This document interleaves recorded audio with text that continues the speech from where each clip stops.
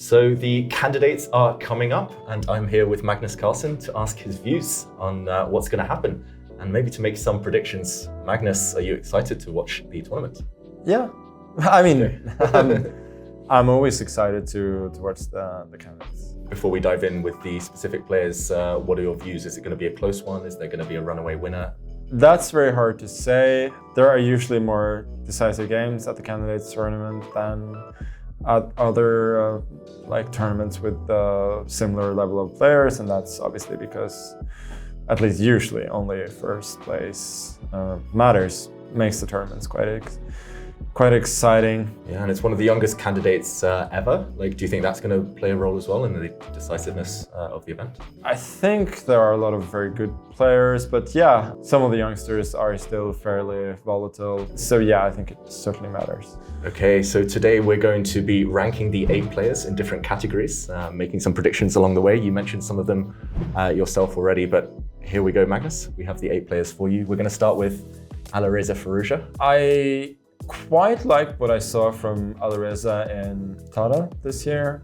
He did quite well, reached the final against me, forced a reset there in the final as well. And honestly, he was the closest to beat me in freestyle chess as well. So I am a Alireza true believer.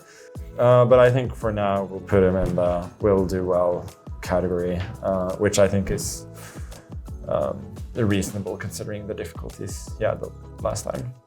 Fair enough. And now it's the turn of Jan Nepomniachtchi. He's won the candidates twice in a row, 2-time World Championship challenger.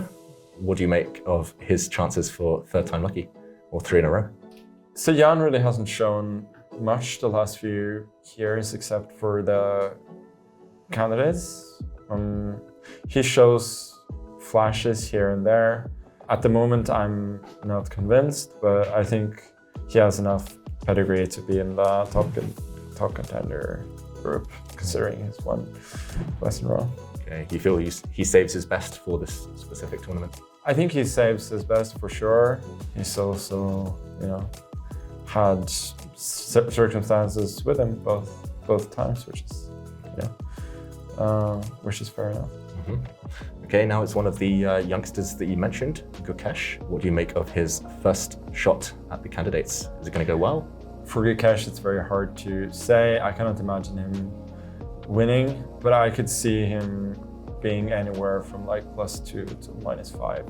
I think he will certainly win at least a couple of good games, but have some fairly bad losses as well. So I don't think he will do poorly, but I don't think he will do too well either. So I don't think he fits into either category, but I think he's not quite ready yet to make the leap. And I think it's probably more likely that he has a bad event than a very good event.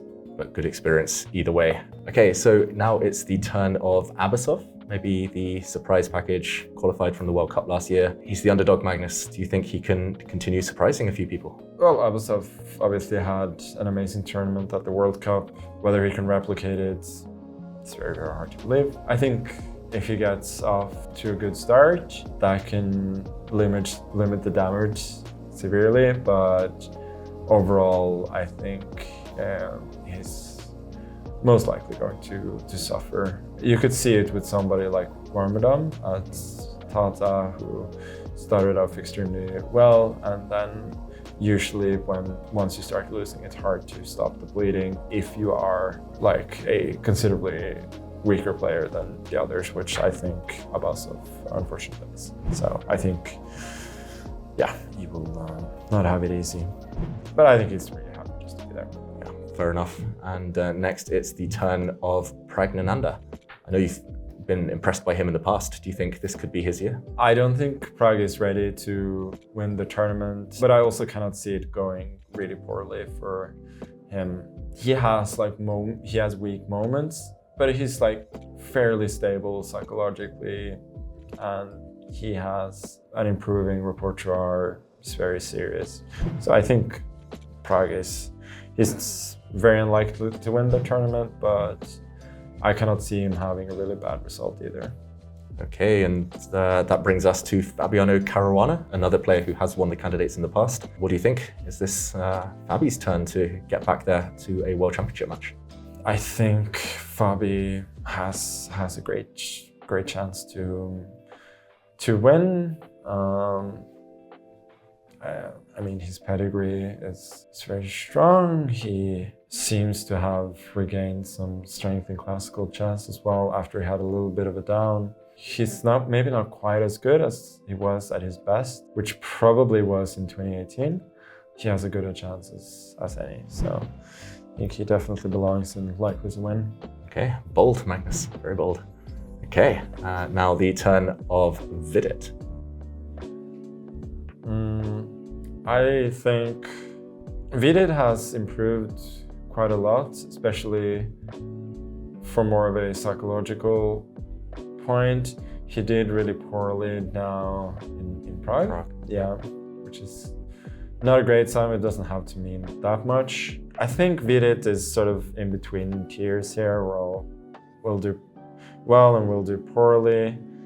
I'm sure he will be very serious, well prepared. He will not win the tournament, although I do think he has the capacity to make a really good score if things go his way. I really like the way he plays, but I could also see him losing quite a few games. So he's also kind of in between categories, but I think he's more likely to make -4 than +3.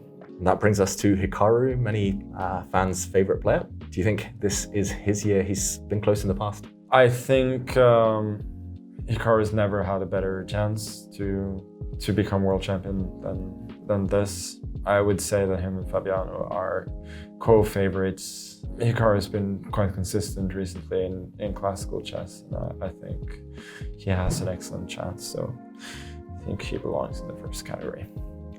Wow, Magnus, good predictions. I'm actually inclined to agree with all of them. I'm slightly surprised you put Jan in the second category. I just haven't seen anything from Jan for a long time, and he didn't play that well in the World Championship match either. So I'm yet to be completely convinced. But he's still in the top contender group. I would say the two first are 1A, and then he's 1B, and then there's a very significant gap to the rest. So there we have it. Candidates starting in Toronto in April. You've heard Magnus's thoughts. We'll be watching. We hope you do too.